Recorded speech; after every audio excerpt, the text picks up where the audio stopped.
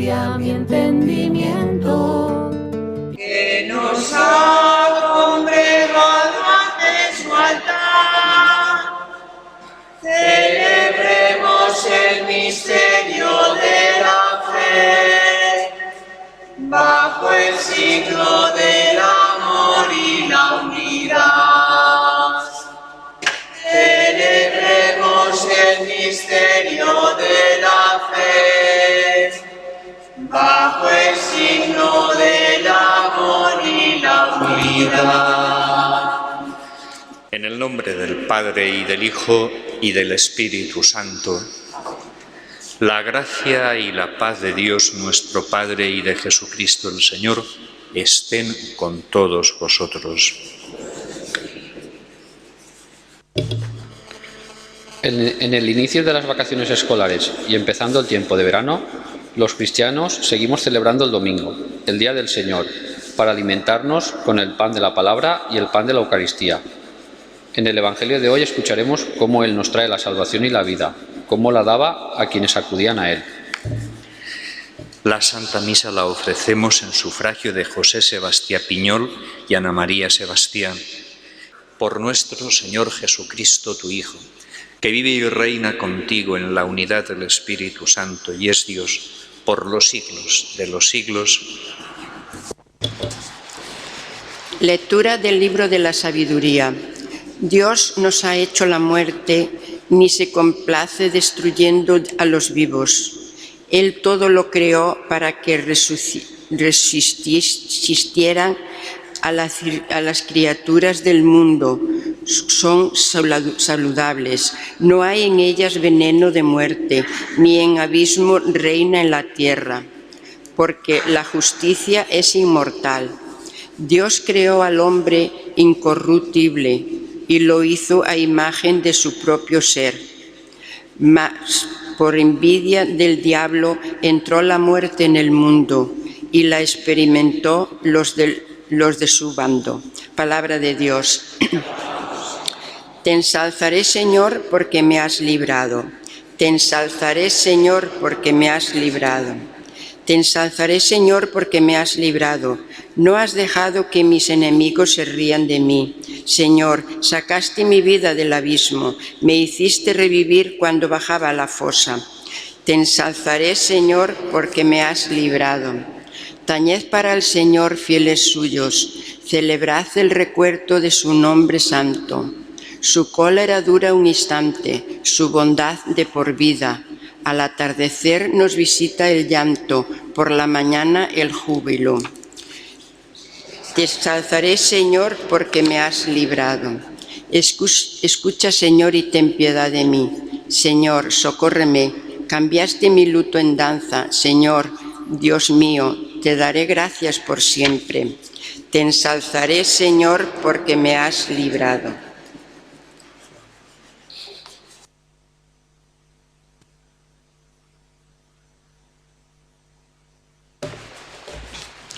Lectura de la segunda carta del apóstol San Pablo a los Corintios.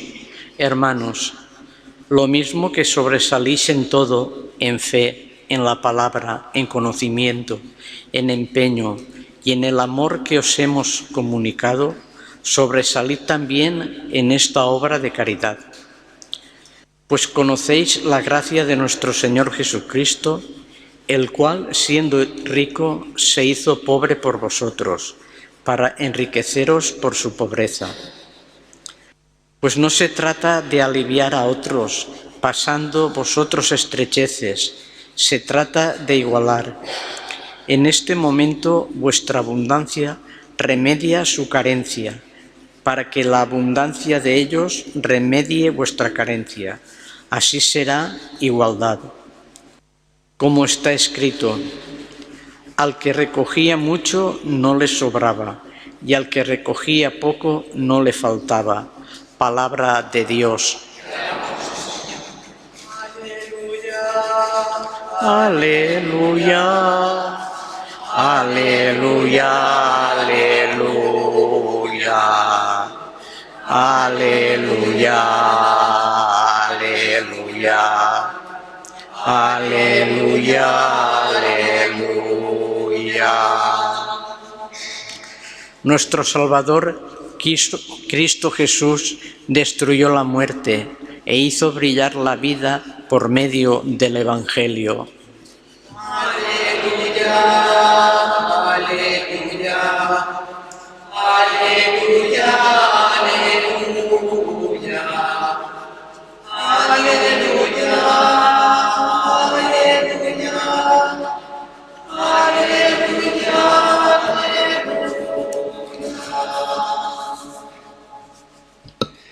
El Señor esté con vosotros. Lectura del Santo Evangelio según San Marcos.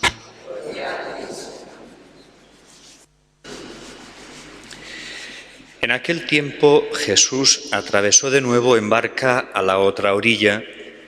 Se le reunió mucha gente a su alrededor y se quedó junto al mar. Se acercó un jefe de la sinagoga que se llamaba Jairo y al verlo se echó a sus pies rogándole con insistencia: «Mi niña está en las últimas. Ven, impón las manos sobre ella para que se cure y viva». Se fue con él y lo seguía mucha gente que lo apretujaba. Había una mujer que padecía flujos de sangre desde hacía 12 años. Había sufrido mucho en manos de los médicos y se había gastado en eso toda su fortuna, pero en vez de mejorar, se había puesto peor. Oyó hablar de Jesús y acercándose por detrás entre la gente le tocó el manto, pensando: con solo tocarle el manto curaré. Inmediatamente se secó la fuente de sus hemorragias y notó que su cuerpo estaba curado. Jesús, notando que había salido fuerza de él, se volvió enseguida en medio de la gente y preguntaba: ¿quién me ha tocado el manto? Los discípulos le contestan: ¿ves cómo te apretuja la gente y preguntas quién me ha tocado el manto? Él seguía mirando para ver a la que había hecho esto. La mujer se acercó asustada y temblorosa al comprender lo que le había ocurrido. Se echó a los pies de Jesús y confesó toda la verdad. Él le dice: «Hija, tu fe te ha salvado. Vete en paz y queda curada de tu enfermedad». Todavía estaba hablando cuando llegaron de la casa del jefe de la sinagoga para decirle: «Tu hija se ha muerto. ¿Para qué molestar más al maestro?».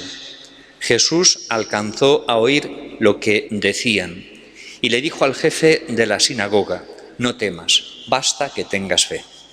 No permitió que lo acompañara nadie más que Pedro, Santiago y Juan, el hermano de Santiago.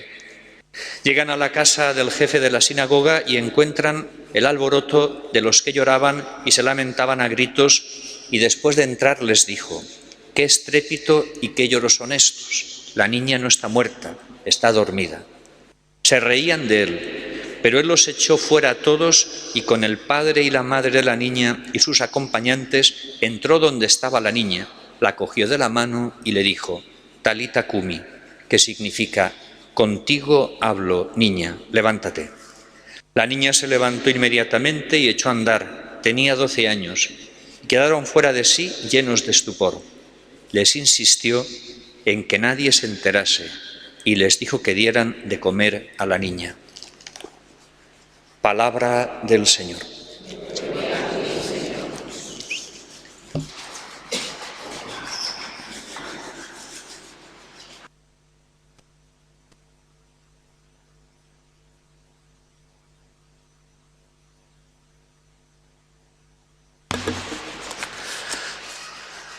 Hay un dicho que dice, hay dos versiones de este dicho, que en tiempos de melones cortos los sermones, una versión, y otra versión es que en tiempo de melones no hay sermones, segunda versión. Yo hoy voy a hacer sermón y va a ser a lo mejor un poquito largo, ya advierto que aunque deben ser cortos o no haber, hoy va a ser un poquito largo el sermón a lo mejor, y ya pido disculpas por anticipado. Y es que este 13º domingo del tiempo ordinario coincide hoy con la fiesta de San Pedro y se nos pide que tengamos presente la persona, el ministerio del Papa, en este caso el Papa Francisco, que es en este momento el Papa de la Iglesia, nuestro Papa, el pastor, nuestro Padre y Pastor. a quien debemos tantas cosas, ¿no? A los papas a quienes debemos tantas cosas en la vida de la Iglesia y en la historia de la fe. El Papa, el obispo de Roma, es sucesor de Pedro.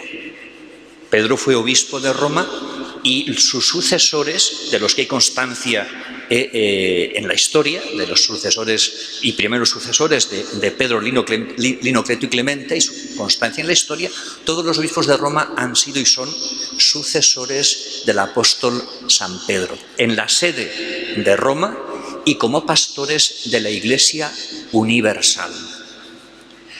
El ministerio del Papa en la Iglesia es necesario e imprescindible y tiene, dicho resumidamente, una doble responsabilidad o dimensión. El Papa está llamado a ser garante de la fe, de un depósito de la fe que se le da en la Iglesia y que ha de conservar en la Iglesia para que se transmita. Ese depósito, como digo, está en la Iglesia, se ha dado a la Iglesia, está en la Iglesia, y el Papa ha de ser garante de conservarlo y de transmitirlo.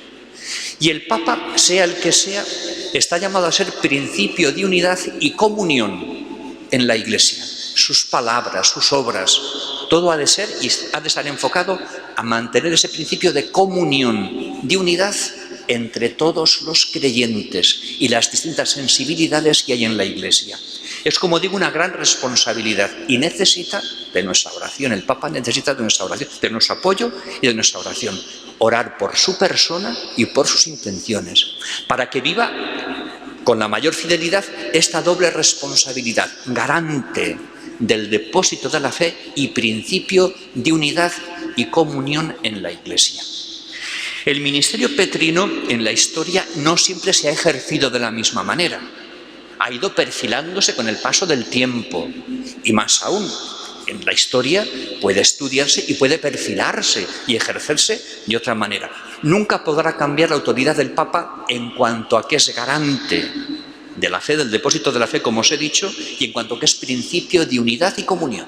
Eso siempre ha sido y siempre será. Otros aspectos podrán mejorarse, ampliarse, etc. de su ministerio petrino, como obispo de Roma y como pastor de la Iglesia universal, que es esa dimensión importante y esencial, y que necesita, como digo, de nuestra oración y de nuestro apoyo. Yo he resumido en 4 aspectos, o en 4 modos, el modo en el que el Papa ejerce el ministerio petrino, el magisterio, la enseñanza dentro de la Iglesia, desempeñando su misión como sucesor del apóstol San Pedro, como cabeza del colegio apostólico, junto con todos los obispos de todo el orbe católico. El Papa y los obispos son sucesores del colegio apostólico, él como presidente, él como cabeza, y los demás obispos en comunión con él. Digo 4 maneras de ejercer este ministerio, este magisterio el Papa. En primer lugar, hay un magisterio extraordinario que el Papa ejerce en la Iglesia y para la Iglesia. Y cuando tiene la intención de que su magisterio sea extraordinario en contenidos de fe y costumbres, en materia de fe y costumbres. Este magisterio extraordinario no es muy ordinario, quiero decir que no lo ejercen los papas con asiduidad. Fijaos, en el siglo XIX, Pío IX ejerció este magisterio extraordinario en el año 1854, declarando el dogma de la Inmaculada Concepción de María.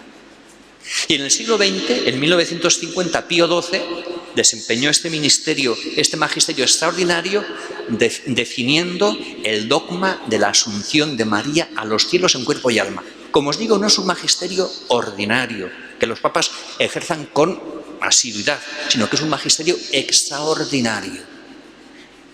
En ocasiones el Papa compromete su autoridad apostólica para definir una verdad como verdad de fe, que ya está viva y presente en la Iglesia y que de alguna manera el Papa, apoyándose en la Iglesia, define, especifica y proclama.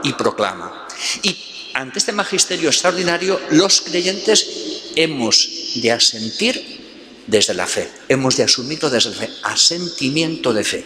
todo magisterio extraordinario de un papa, los creyentes estamos obligados a dar asentimiento de fe, como creemos el credo, como creemos cualquier verdad o cualquier dogma que la Iglesia ha proclamado en la historia como verdad revelada por Dios.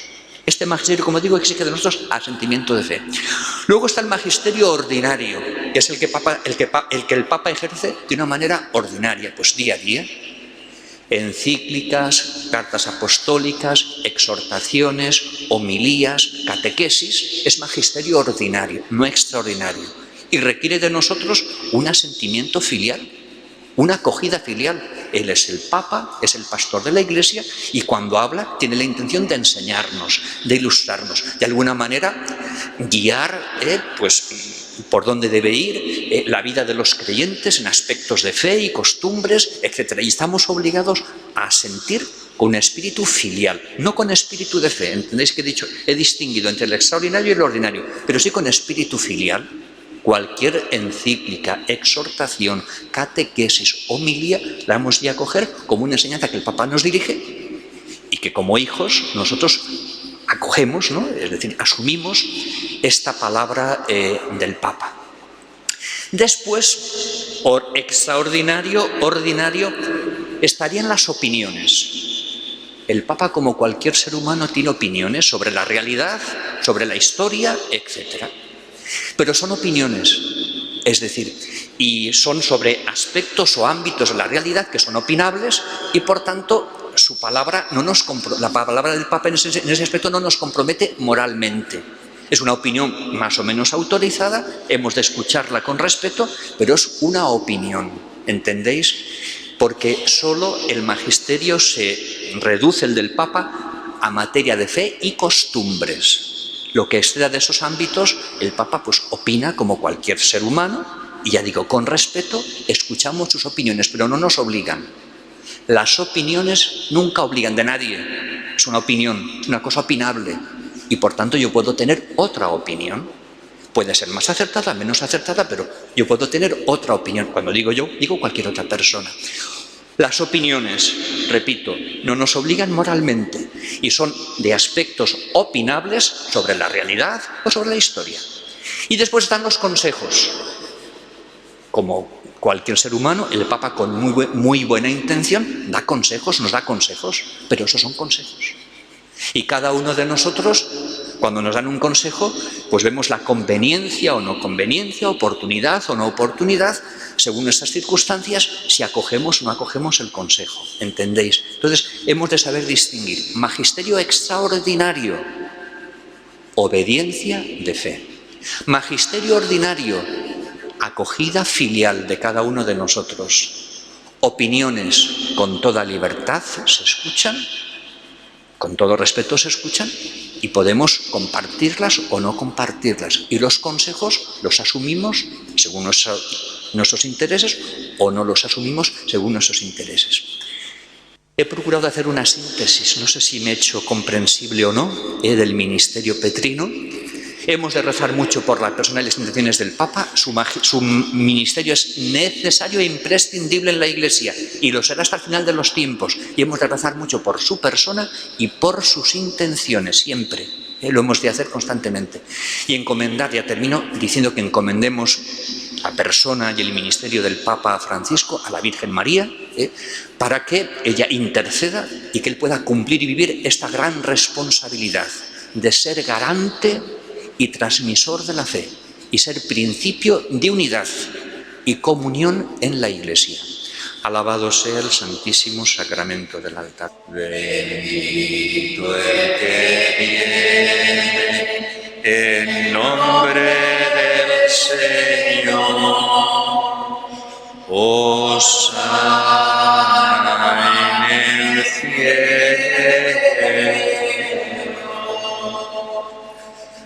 Santo eres en verdad, Señor, fuente de toda santidad. Por eso te pedimos que santifiques estos dones con la efusión de tu Espíritu, de manera que se conviertan para nosotros en el cuerpo y la sangre de Jesucristo nuestro Señor, el cual, cuando iba a ser entregado a su pasión, voluntariamente aceptada, tomó pan. Dándote gracias, lo partió y lo dio a sus discípulos, diciendo: Tomad y comed todos de él, porque esto es mi cuerpo que será entregado por vosotros.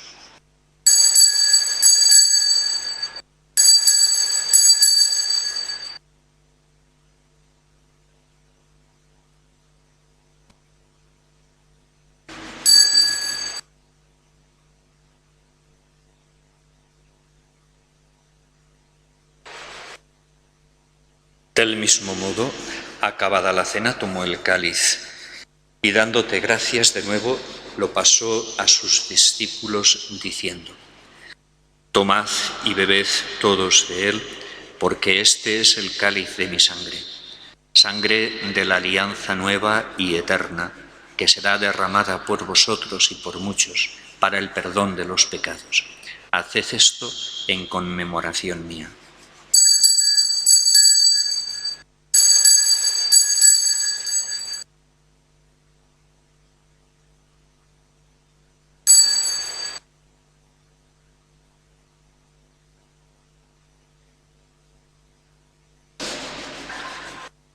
Este es el sacramento de nuestra fe. Fieles a la recomendación del Salvador y siguiendo su divina enseñanza, nos atrevemos a decir: Padre nuestro que estás en el cielo, santificado sea tu nombre. Venga a nosotros tu reino. Hágase tu voluntad en la tierra como en el cielo. Danos hoy nuestro pan de cada día. Perdona nuestras ofensas, como también nosotros perdonamos a los que nos ofenden.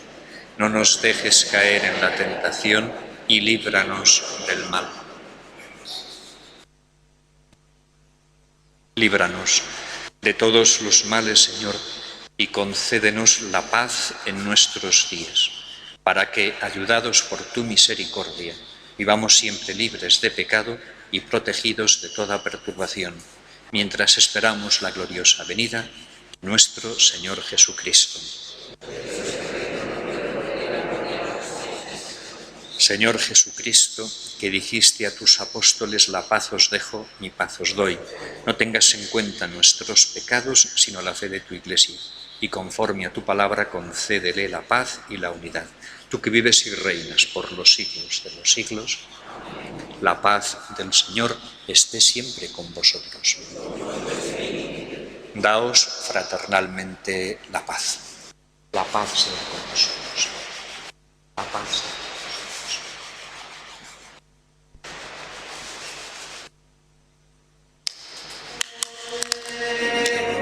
De Dios. Los hebreos en medio del desierto comieron el maná.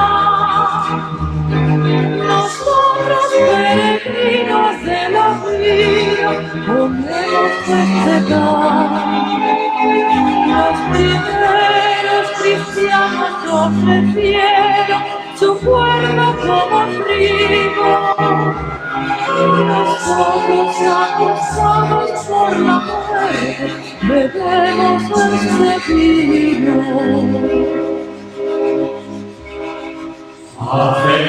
Acerquémonos todos a la paz, es la mesa fraterna del amor, pues siempre que comemos de este pan, recordamos la Pascua del Señor, pues siempre que comemos de este pan, recordamos la Pascua del Señor.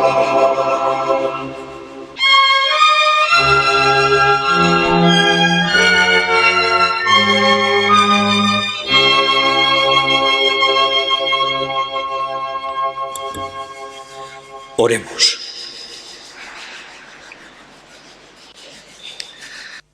La ofrenda divina que hemos presentado y recibido nos vivifique, Señor, para que unidos a ti en amor continuo demos frutos que siempre permanezcan. Por Jesucristo nuestro Señor.